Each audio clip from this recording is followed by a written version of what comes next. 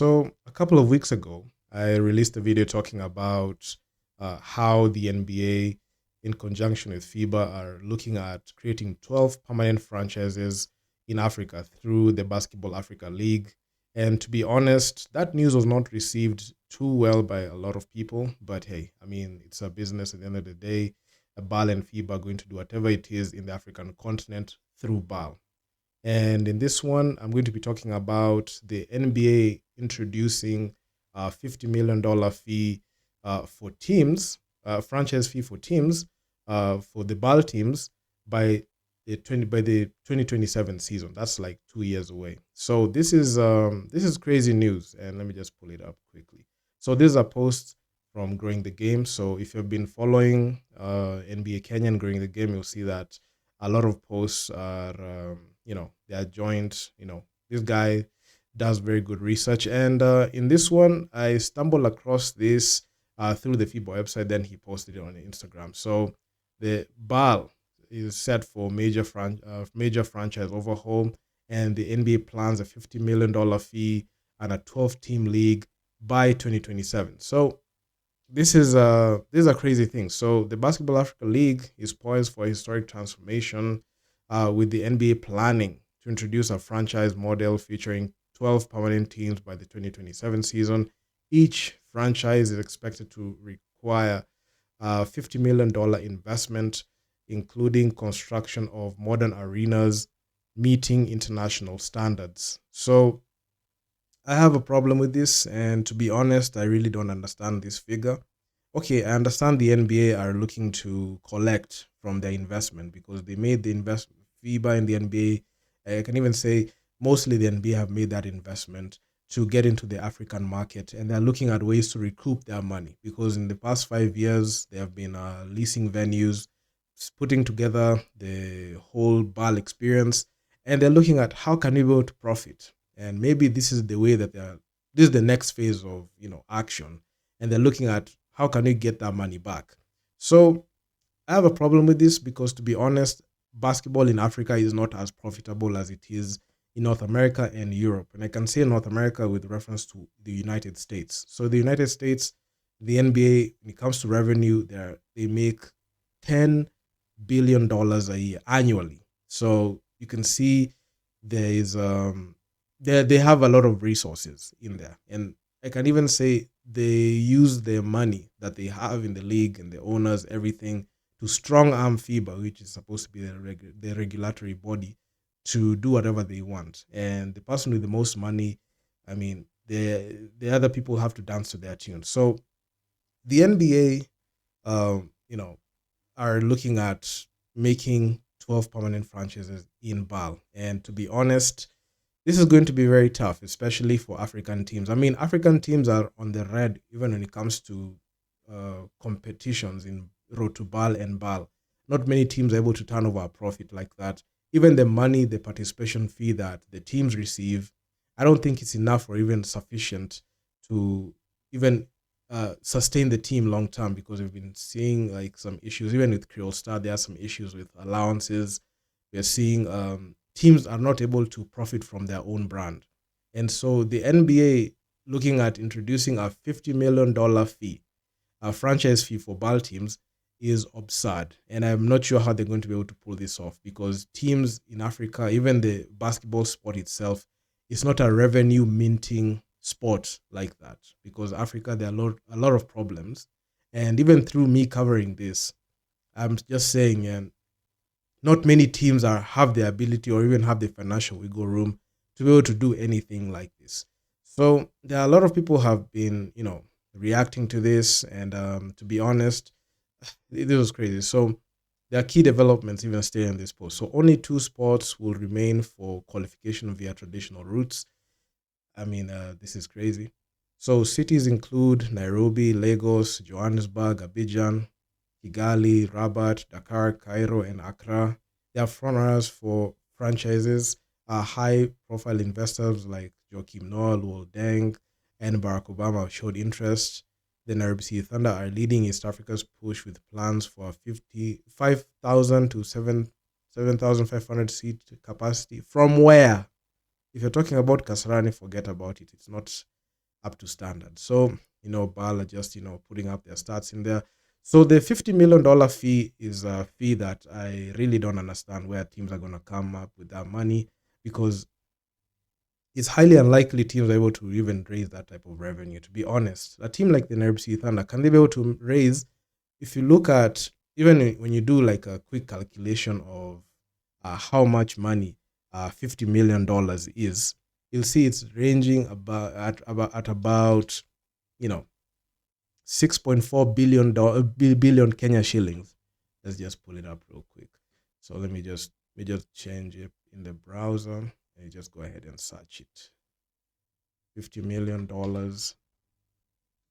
into Kenyan shillings.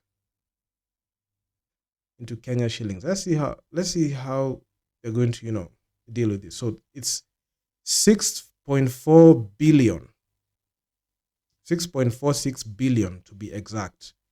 So you mean to tell me, like, let's say, for example, the Nairobi Thunder, they're going to come up with 6.46 billion Kenya shillings to be able to have like a permanent spot and be a franchise in BAL. I don't know where they're going to get this money. Even county governments don't get this type of money like that. I mean, this is insane. Even with the whole, they want, even with the Thunder, they with trying to push, and they want to build a 5,000 to 7,500 seater arena with that capacity. I don't think they can be able to make it. I don't think so. Even I saw this post from X-Ball Africa. They still made the same post, and it went, I can say, semi-viral. And I believe I think they were the first people to break this about a day ago. So let me just go through the comments. So Manuel Hisa, he came out and said, the NBA is putting the cart before the horse here by selling the American dream, grow domestic leagues as a business on the continent, and then BAL will grow as a competition. True. I mean, BAL has come in as a Champions League style. So it's going to be quite difficult for teams to be able to like raise that type of money for franchising, and it's budding. And there's been a surge in African basketball. People are now getting interested and trying to follow African basketball more than ever than before. There's been that boom. So how can the $50 million be invested? No club in Africa is currently able to afford that amount. True. I mean, some teams are barely even getting by. Like they're not, teams don't have the money like that. So investing $50 million in BAL franchises may seem like progress in African basketball, but in the long run, it's a costly mistake. It strengthens foreign ownership over African sports, exports profit instead of reinvesting them locally, and sidelining the development of a truly African league. Rather than paying to expand BAL's footprint, those resources could be used to build a homegrown brand, one that keeps the money, influence, and pride within the continent. So I have a tendency to agree with that comment because, to be honest, I feel like that $50 million investment would have been better if it was invested here in Africa, because the NBA, they're just coming in to collect. They don't care about, the African continent or basketball. They are capitalistic, and they're looking at how can we recoup the money that we have invested. Because if you look at it closely, the BAL has been offered as a freebie to Africans right now, and they're looking at attracting the most audience. They're looking at attracting the most fans in there, so that at the end of the day, in a few years from now, they can put the games under a paywall, similar to what we have been seeing with the NBA. So right now it's the first phase, and they're trying to go ahead and recoup that money. But the way they're going about it, it's going to be very difficult for them. And even I mentioned in a couple of videos, I've talked about BAL. I've said like the harsh truths about BAL. The Americans are trying to forge, or they're trying to create, I can't say false, but they're trying to create that impression that Africans are into basketball the same way that they are. But that's not the case, because we are different cultures. We are people who, we get attracted to sports in different ways. And the reason as to why Americans love basketball in its top three most followed sport is because it's infused in the culture of kids growing up. But when kids growing up in Africa, hardship, sports is merely a sideshow.